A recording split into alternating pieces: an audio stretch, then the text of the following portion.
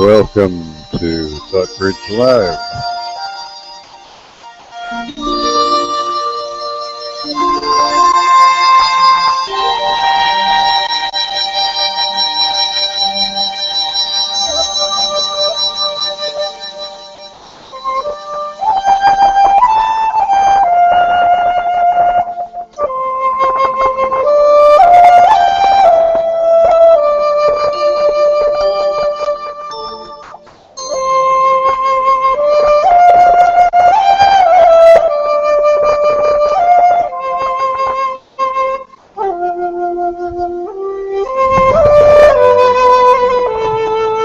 Have you ever thought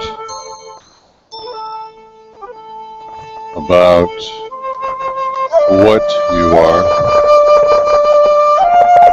not who you are, but what you are?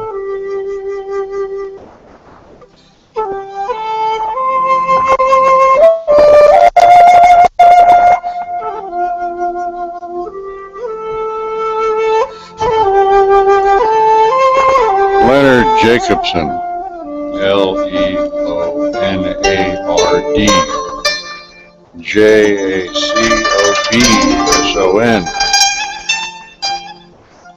has a channel here.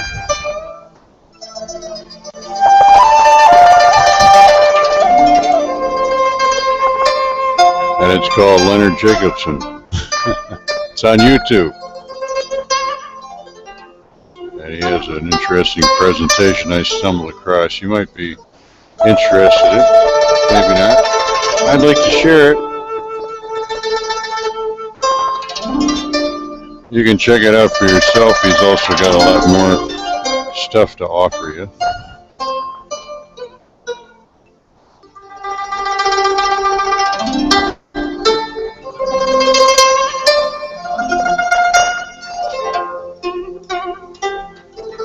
We present it with our fair use notice in accordance with Title 17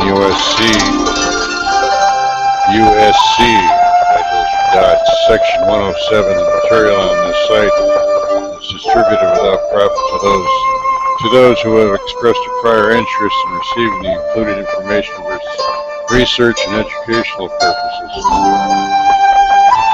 And it constitutes fair use. And that, of course, is what you're seeing in the window right now.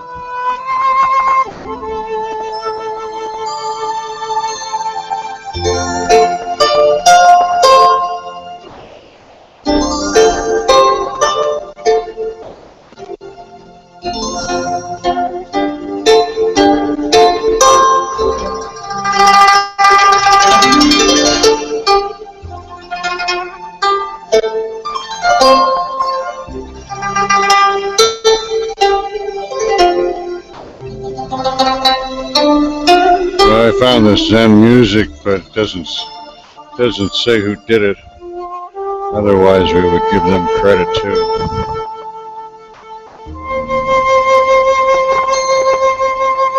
I guess it's generic.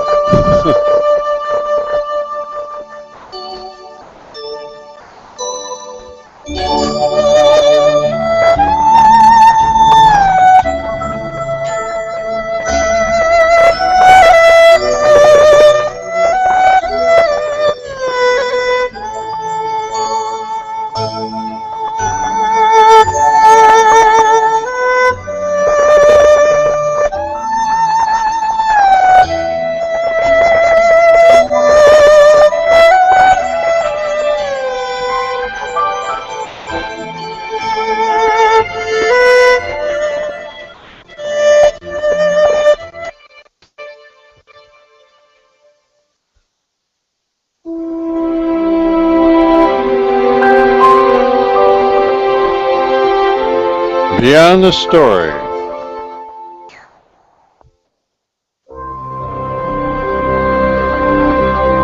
Leonard Jacobson.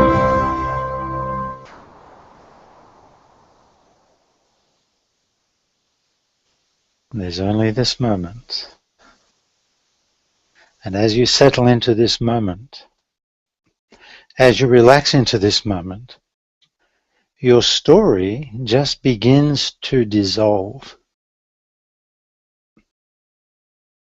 Your story is everything outside of this moment. It's made up of all your memories, all your past experiences, all your ideas and concepts and beliefs. And many, many people have within their story, at the very base and foundation of their story, they have a lot of repressed feelings from their childhood.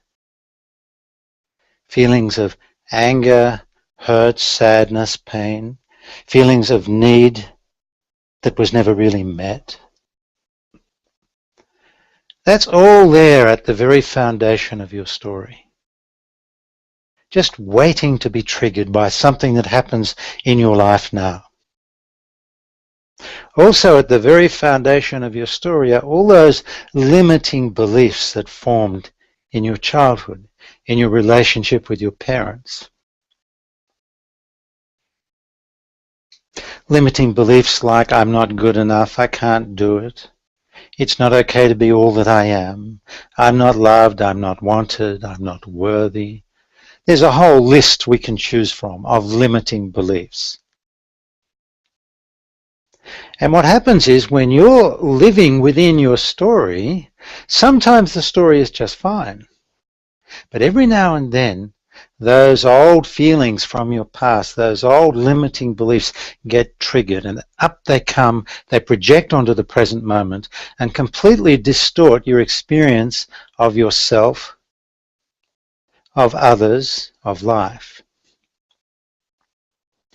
And you don't really need to wait until these limiting beliefs and feelings from your past are triggered, because they're always subtly filtering through within your story. They just subtly filter through. That subtle feeling of I'm not good enough, I'm not loved, I'm not worthy, I can't do it.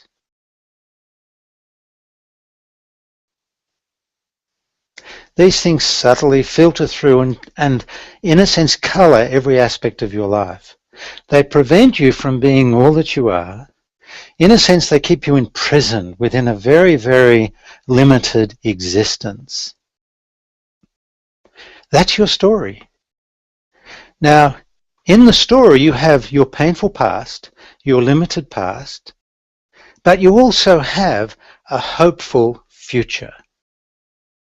That's all within the story. You remember a painful past, you project forward into a hopeful future, hoping that it'll get better. Maybe one day you'll be good enough.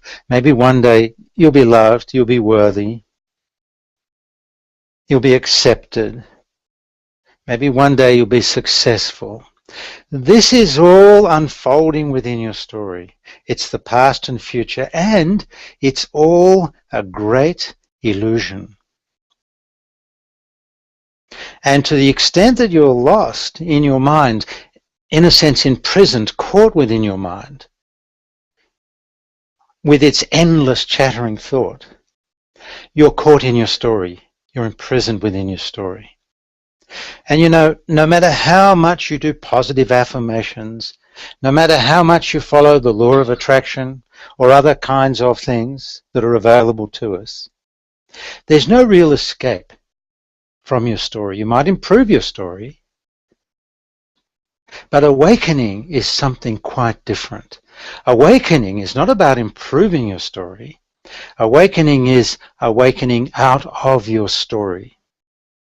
Awakening out of the past and future. Awakening out of those limiting beliefs. When you're truly present, you quite literally come out of your story. Now there's just this moment. Your mind is silent. You're utterly present in this moment. Where is your story? Where are your thoughts? Where are your beliefs? Where are your ideas? Where are your memories? If you're fully present and your mind is silent and you're utterly present with what is here, That's what awakening is. Awakening is awakening out of the past and future world of the mind, out of a world of illusion, a world of separation, into the world of now.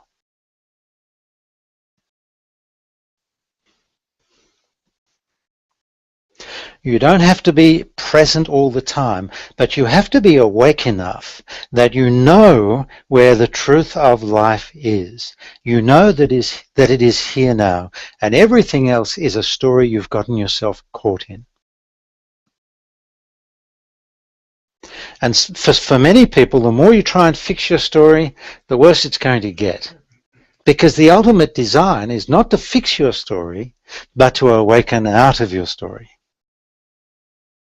That's the very purpose of our journey. The story is designed to awaken you out of it. But for the most part, we don't awaken out of the story. We just relentlessly continue to improve our story and make it better. Will you love me? Will you accept me? Do you approve of me? Am I good enough? Is there anyone here for me? Am I all alone?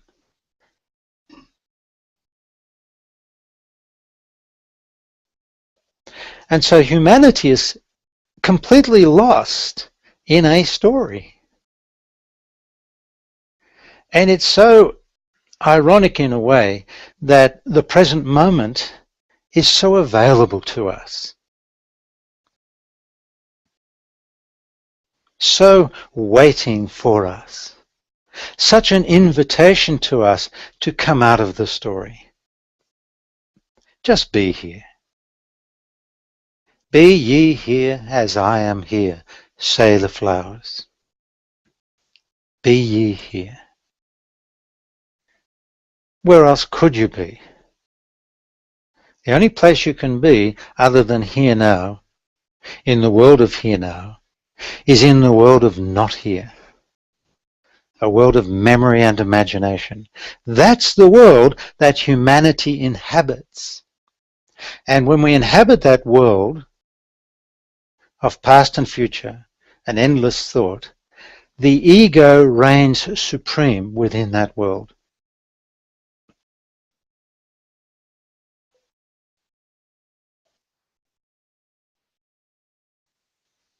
So all I'm ever really doing is joining the flowers and the leaves here. I'm just joining them in inviting you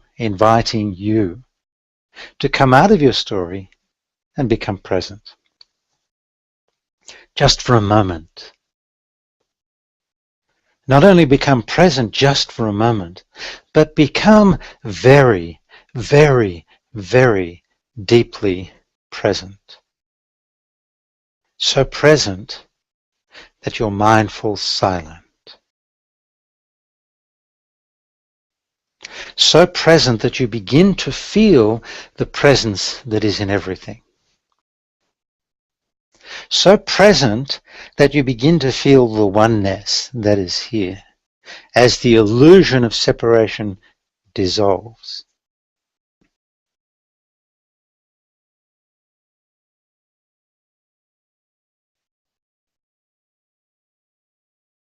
That's the invitation. And once you've experienced presence at the level that I'm speaking of, such a deep sense of peace, such a deep sense of well-being, such a deep sense of love, once you've experienced this yourself, then you know. You know what I'm speaking of. You cannot know with your mind. It's impossible. Your ego will never understand this or get this. You have to know it from your own experience. Just this moment, exactly as it is. A fully present, fully conscious being, fully present with what is here. There's not even a movement of your body that is unconscious. Even if you scratch your head, you're a conscious present being as you do so. Just for a few moments, experience what it's like to be a present and awakened being. Relax here.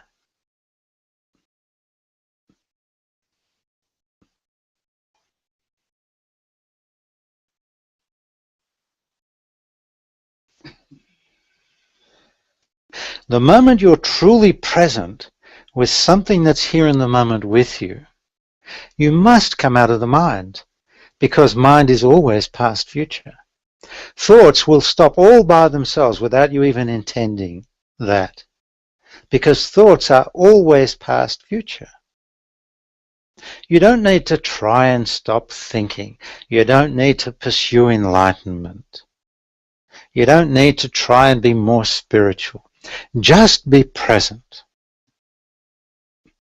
As Jesus said, "Seek ye first the kingdom of God, and all these things shall be added unto you." Well, in the context of this teaching, seek ye first the moment of now, and all these things shall be added unto you. It's even incorrect to say seek ye. Seek ye takes you into the future. Just notice when you're not present and become instantly present with something that is here in the moment with you. That's the way of awakening. At least that's step one. Step one, master the art of being present. Deepen into presence. Relax here. Relax into the moment of now. Step two, much more complex. I'm not going to go into all the details of step two, but step two involves bringing consciousness to all the ways you're pulled out of presence, consciousness to all those unconscious aspects of yourself, consciousness to who you've become, allowing all the repressed feelings to surface into conscious and responsible expression, bringing awareness to how you lose yourself in others. That's step two. It's not that difficult. Let me tell you how long it takes to complete each of these steps. Step one, being present, is completed in an instant. There's no time. In the moment of remembering to be present, you're present. That's the problem with practice. That's the problem with spiritual practice. You're practicing something in order to get somewhere. But if you just remember to be present with what's here, then you're already here. Step one is instant. No time, no practice, no gap. In the remembering, I am present. I'm present with the sound I hear. I notice I'm thinking, no problem, now I'm present with you. Thinking is coming in again, no problem, I'm feeling the chair against my back. Or I'm present in the movement of my hands. Or I'm present as I gaze out through these eyes. I am here now.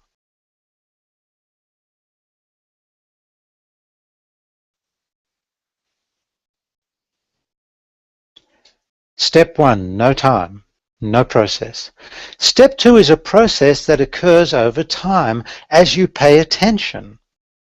If it takes you 6 months or a year to master step two, who cares? You've been at this for lifetimes and lifetimes. If it takes 10 years, who cares?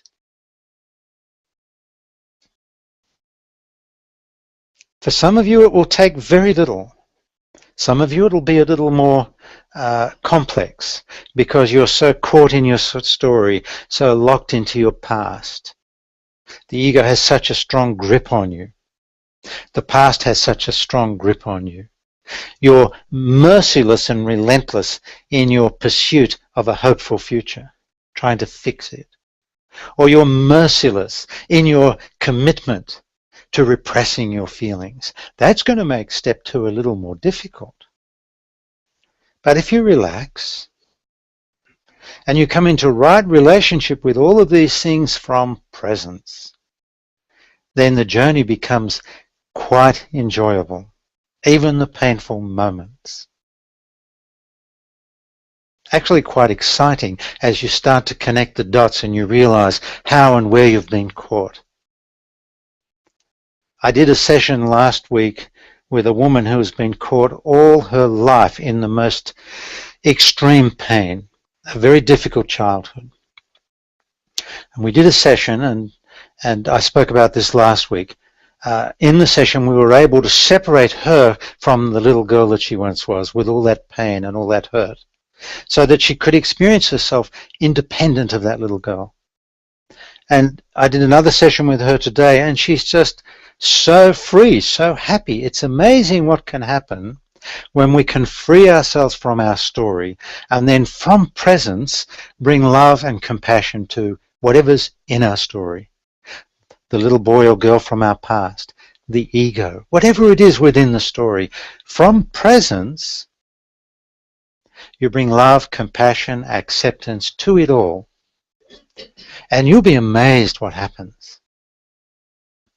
Once you come into right relationship with it all, the little girl or the little boy, who you've become, right relationship with those repressed feelings that you've repressed all your life,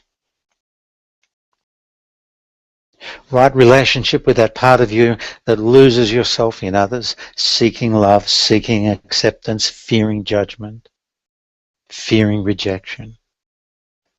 From presence, you see, in presence, you are an eternal being, utterly transcendent of your story. It's from presence that the story is revealed.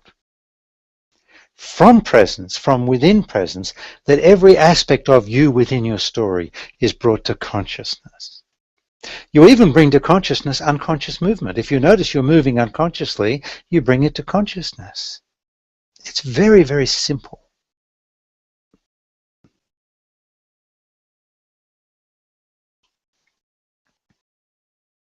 So step one, no process, it's immediate. Step two, a process. Just first be present, then pay attention. Life is a mirror reflecting to you everything you need to know in order to free yourself from the story. Life is a mirror. Your friends, your husbands, your wives, your relationships, they're all mirrors reflecting to you where you're lost and how you're lost in the story. If only we just would pay attention, look into the mirror. Who have I become in my story? Am I controlling? Am I judgmental? Am I unworthy? Am I arrogant? Do I judge myself? Do I judge others? Am I hard on myself? Do I feel like a failure deep down? Do I feel like I'm not good enough? Who am I in my story? And how am I dealing with that within my story? If deep down within my story I feel unloved, how am I dealing with that? Am I pursuing love, trying to please everyone, or am I withdrawing and hiding so I don't have to feel the pain? Do I feel shame? Do I feel guilt? Am I a blamer within my story? Do I need to be right? Is that who I am in my story?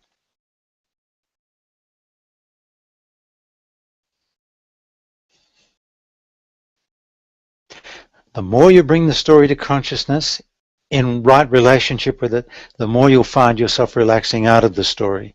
The story itself will relax. The story itself will begin to gradually and gently transform as you bring the energy of love, acceptance, and compassion to it.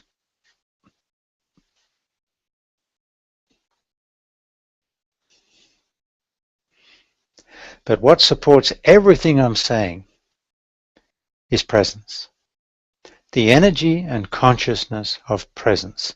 You present in this moment. Who is present in this moment? I am. Who is I am? I am. That's the end of the journey. It's the end of the story. Who is transcendent of the story? I am. Who is here now? I am.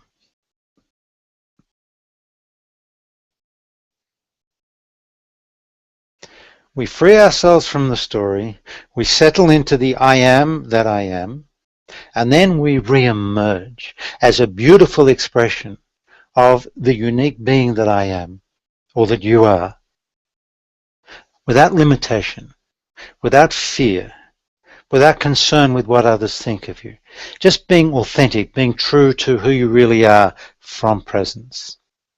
It's like a re-emergence. You re-emerge as all that you are.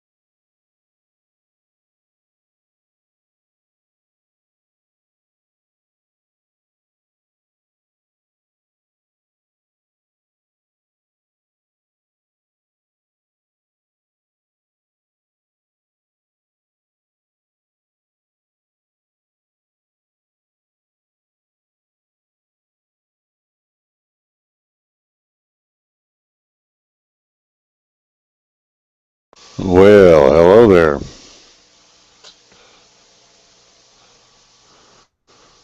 This is ThoughtBridgeRadio.com.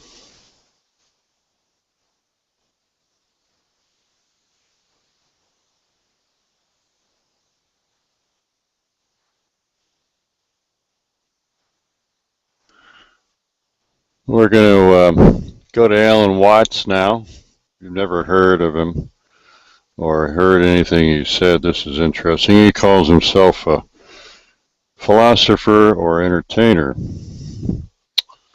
And he's passed now. Passed over, dead in other words, 1974. But his material is fresh as ever. Still applies for today. Let go of... In giving away the control. This is called Let Go of Controlling Everything. Very short, right to the point. In giving away the control, you got it. You got the kind of control you wanted. That's to say, where you had a loving relationship to the world, but you didn't have to make up your mind what it should do. You let it decide.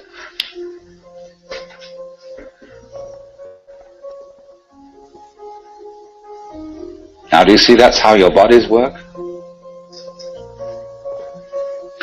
You don't have to make up your mind what your nerve cells are going to do. You've delegated all that authority. If the President of the United States has to lay awake at nights thinking what every official under his command is going to do, he can't be president.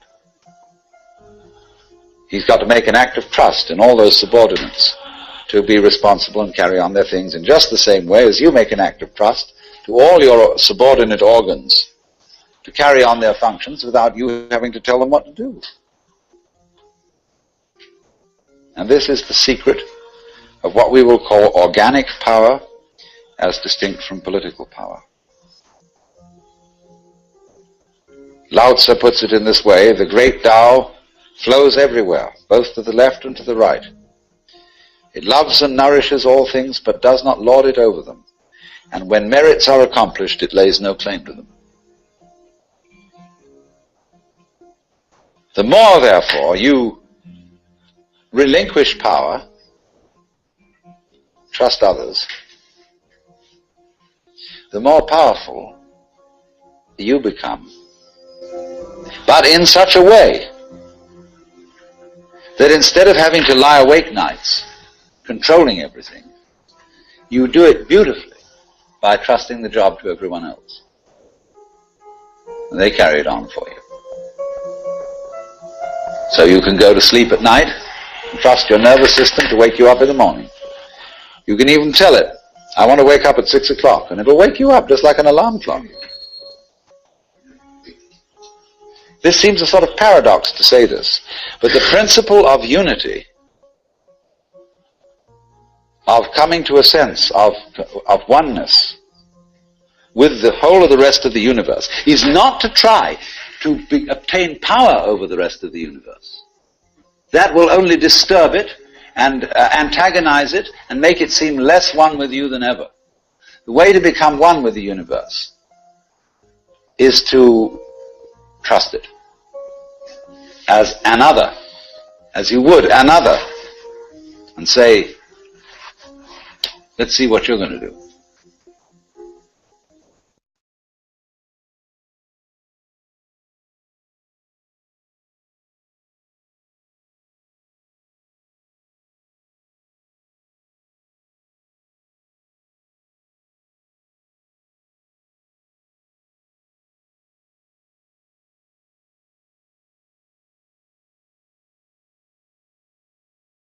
That was Alan Watts, Adya, Audia, Shinti, Adya, Shanti. This is Life Without a Story. A different way of expressing the same idea. So this unconditioned state of consciousness is something that's easy to miss because there's no real content to it. There's nothing to grab hold of. And yet there it is. It's just listening. It's just watching. It's not commenting. In that unconditioned consciousness, there's no commentator. There's no interpreter of the moment.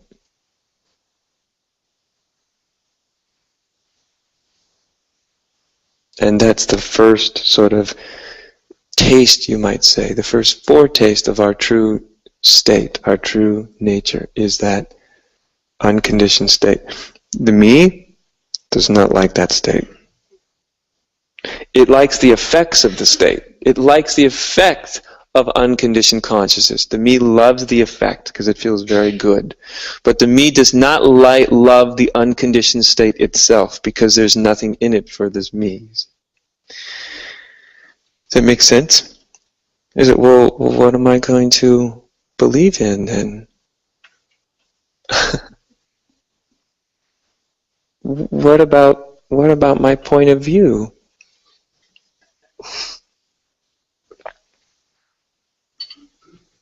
What happened to all the people I blame in my life for my miserable existence? Well, they just disappeared.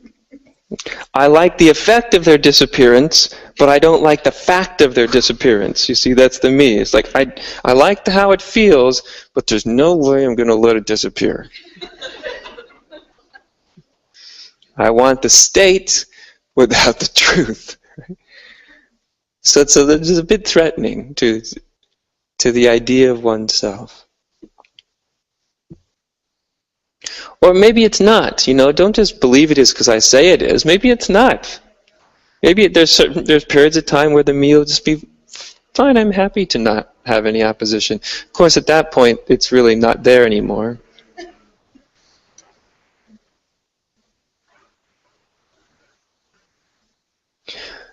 So let me end with this. The idea is not to get rid of a me. The idea is not to be suckered in by it. See, there's a big difference. As long as you're trying to get rid of it, you're trapped by it. The only thing that tries to get rid of a me is a me. Unconditioned consciousness, it could care less. It has no idea of getting rid of anything. Such ideas are totally foreign to ideas themselves are totally foreign to this unconditioned state. Ideas can arise from it, just like ideas can arise from the conditioned state or the me state can generate ideas and thoughts. Ideas can actually arise from the unconditioned state. The difference is they'll never be believed to be the truth. But don't see this as something now that there's something to get rid of. It's not so much getting rid of me as it's not being suckered in by it. In spiritual terms, they would be, say, not being attached to it. But I like more practical human terms, like not being suckered in by it. You know, everybody knows what it's like to be suckered in by something, you know, to fall prey to.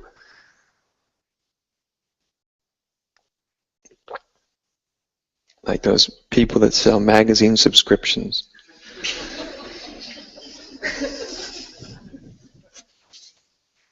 That I've fallen prey to more than once. Oh yes, that sounds wonderful. I didn't know I wanted that magazine, but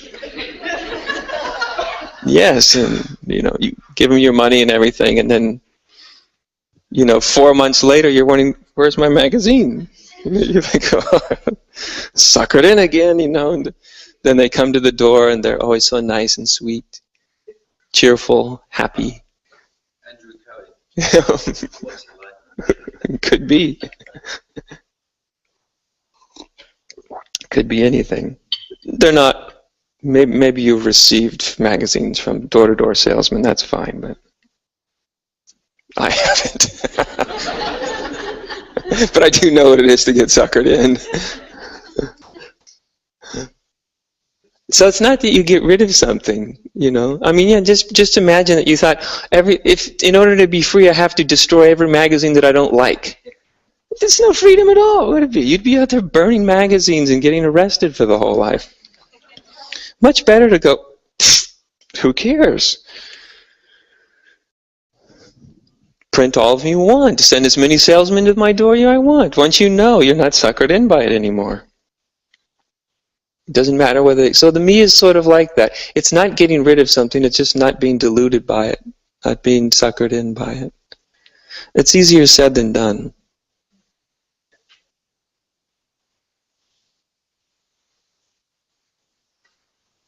Part of the silence around here is so that each person starts to become very intimately familiar with their own, the way they're hooked up to be suckered in by their imaginary self. You'll see it happening in sometimes very overt ways and sometimes very subtle ways. But the easiest way to know that it's happening is when you start to feel divided inside. That's the light that goes off. Oh, I'm no longer in harmony with what is. Conscious harmony. Of course, it's all one, so therefore you're always in harmony. I know the whole non-dual thing. It's all true. It's all one, and so you're ultimately all in harmony. Yeah, and as a human being, and as an experience in each and any moment. All that matters is what you're conscious of. That's all that matters.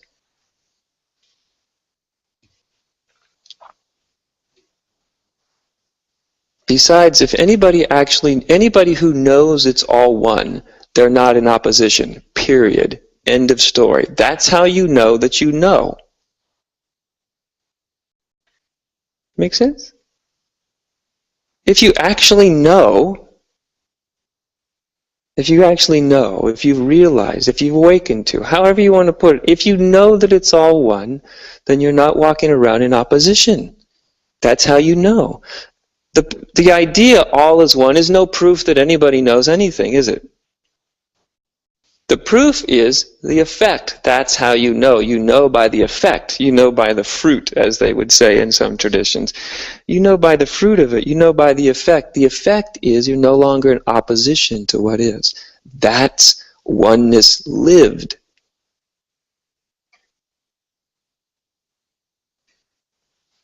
Because that's the effect of it. That's the effect of knowing it.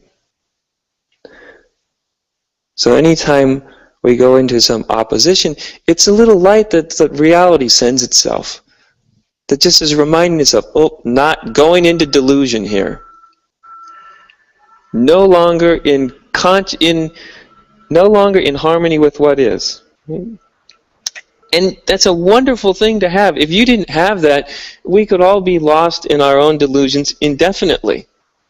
We all would be probably lost in our illusions indefinitely, except, if just by chance the dice rolled right in our turn. But if there was no way that we were hooked up to have reality tell us that we're an illusion, no one would probably ever wake up. But everybody is hooked up, so delusion doesn't feel quite right. It just doesn't feel right.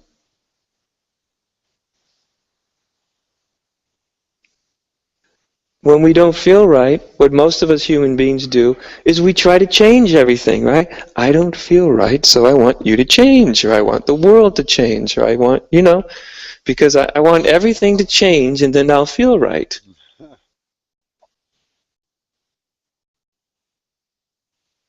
Or if it gets internalized, I'm going to change me and then I'll feel right. All of that is just misguided thinking, though. If you remember the basic, simple principle, when there's a state of disharmony or suffering, it's an indication that we're no longer in conscious harmony with what is. We're in opposition. So you don't need to get rid of something. You don't need to get rid of yourself. You don't need to alter the exterior environment. You don't need to alter the interior environment. You just need to see what you're believing that's causing you to go into opposition with what is.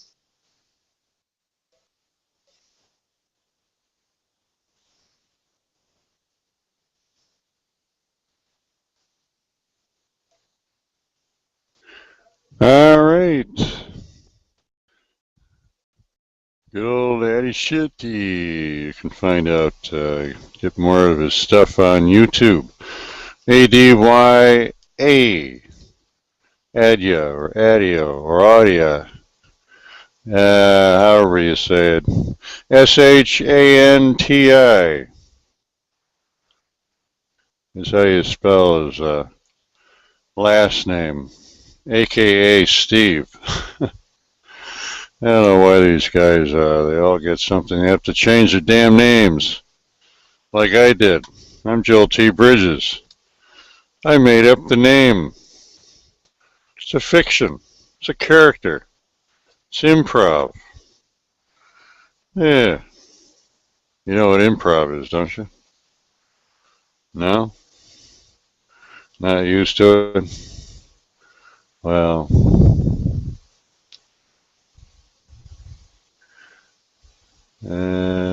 you'll find out.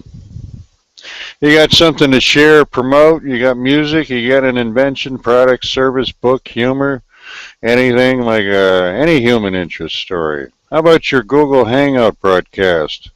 How about advertising your website? Huh? Well, I'm looking for interesting people. I don't really give a shit what it is. I can do a straight interview. We can talk beforehand as to what you would like. I'm here to serve. That's right, here to serve. Whatever you would like to promote, it's fine by me. You can actually tell me whether you want hard questions or easy ones, or you just want me to go, that sounds good.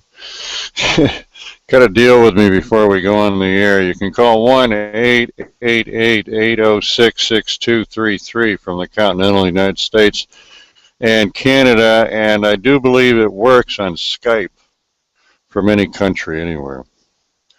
Can't attest to that for sure, but I've had folks from Australia use it and say they use Skype to call the toll-free number. Again, that toll-free number here, write it down. 1-888-806-6233. If you can pay for the call yourself, we're on a shoestring. Evidently, we don't get enough donations quite to cover the overhead. But it's all a donation of mine. I do it because I love to share with people. Floats my boat. Who says you have to be rich in money? I'm rich in fun. Isn't that what money is supposed to bring you? Fun? Well, we cut the money out of the equation and we just go for the fun. That seems to be a lot easier, you know, than having to go to work and do this and do that, and then you get the money, and then finally you pay your bills, and that's fun, I guess, when you can pay your bills.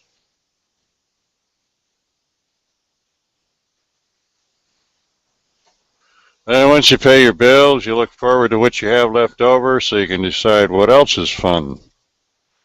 But how about cutting out the middleman, the middle thought? Huh? How about just going for the state of consciousness fun without having to have anything in particular to think you're going to have more fun than you can have right now with or without you're imagining what it is that you're going to have fun with. One leaves you in a state of wanting, and the other one leaves you with fun. I mean, ask a kid. You know, he doesn't own, a huge empire of real estate, property, cars, all this shit. He's just having fun. You ever see a kid go into travel around with you somewhere? He's having fun. How does he do that anyway? Well, he does that the same way you used to do, but you forgot. That's because you're an idiot. Yeah.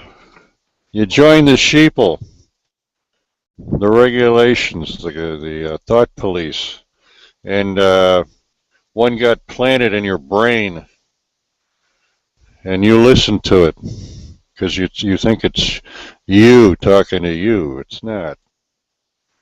That's where you're stupid or ignorant or asleep. Wake the fuck up. Anyway, I can watch my mouth if you want a regular interview. I know the difference between the fuck word and saying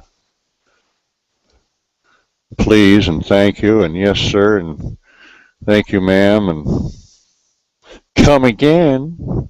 Have a nice day. I know all that shit.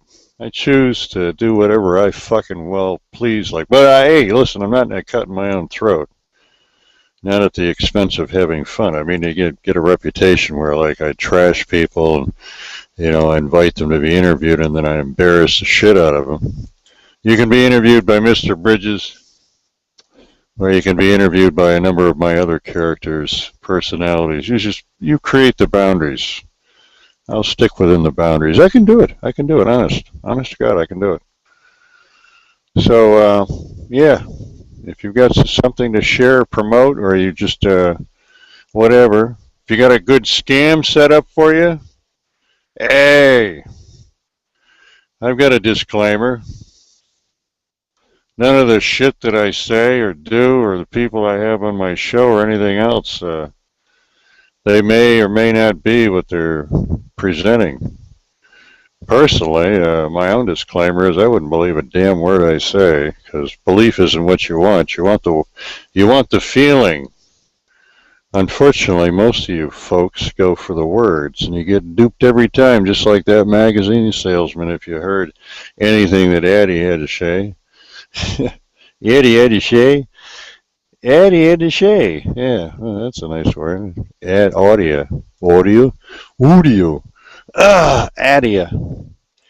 Anyway, if you don't want to call me and you'd like to email me to talk about it further, my email is JTB. Joel T. Bridges is what that stands for.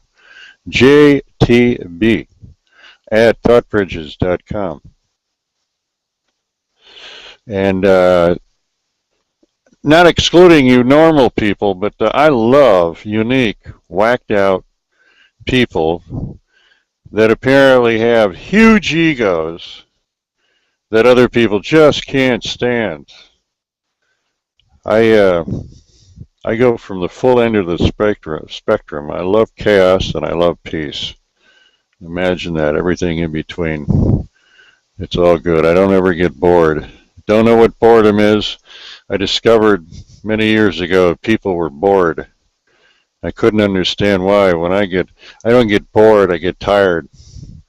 I get tired and then I go to sleep. That's not being bored. It's just going to sleep. And if I can't, I can always think of something to do. I'm like plugged right into the into the vast whatever it is that runs all of this. How it does it, I don't know. Anyway, hope to hear from you folks. Don't forget to check out www.thoughtbridge.tv. That's thoughtbridge.tv, THOUGHTBRIDGE .tv. And also check out guesswhattv.com. Now that's different. That's guesswhattv.com. The other one is thoughtbridge.tv. Don't get the extensions all mixed up there now. I know some of you are probably stoned on your ass, but fortunately this is archived, so you can always go back and listen again, huh? Anyway, spread us around. Let your friends know they might be interested in getting on the show. Every show is different. I never know what's going to happen. Never know what's coming up. Life is just like one great big Christmas present you find under the tree. You just never know what's going to happen. I live in the present now with the unfoldment of all kinds of possibilities, and it's on automatic. Whatever comes my way, I get to react to it any way I want to. If I decide I like it, I like it. If I don't, I don't. Different strokes for different folks, and may you find what you're looking for. Take care. Oh my goodness, I made a mistake. Me make a mistake? Yeah. If I forgot to make it personal. Hi, how you doing there? All right, have a good one.